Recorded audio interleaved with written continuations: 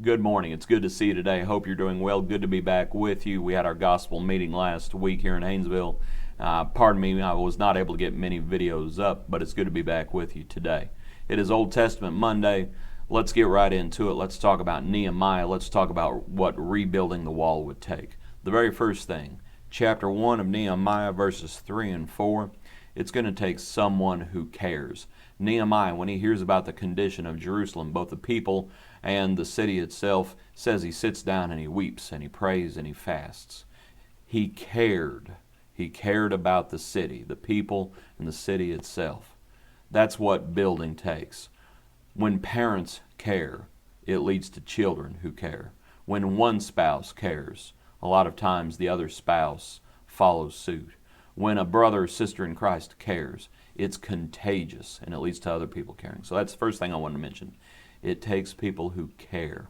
But also, as Nehemiah, the second thing I wanted to mention, he came to Jerusalem and he examined the wall because the wall was just in ruin to the point where he says even his animal couldn't pass. There was so much rubble. Most folks in that, they had been satisfied with that, for lack of a better way of putting it. No one was doing anything. Most people are satisfied with their current problems, right? What we have to do is we have to examine the problem to see what needs to happen. We need to examine ourselves individually, collectively, proving ourselves whether or not we are of Christ, right? Nehemiah, he examined the wall to see what needed to be done.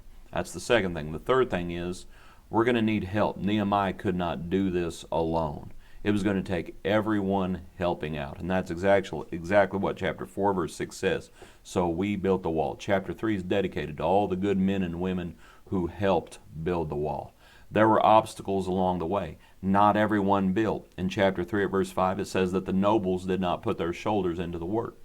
All right, so not everyone built. What that means is someone else is going to have to pick up the slack. It's not right, it's not easy, but it has to happen if the work is going to be done. That's one obstacle. But another obstacle is that there are enemies out there. Nehemiah was dealing with problems within and without.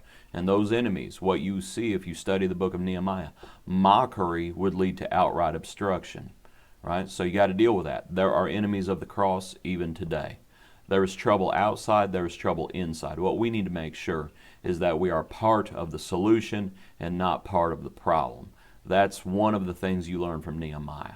What they needed leadership, right? A dark time in Israel's past was when everyone did what was right in their own eyes.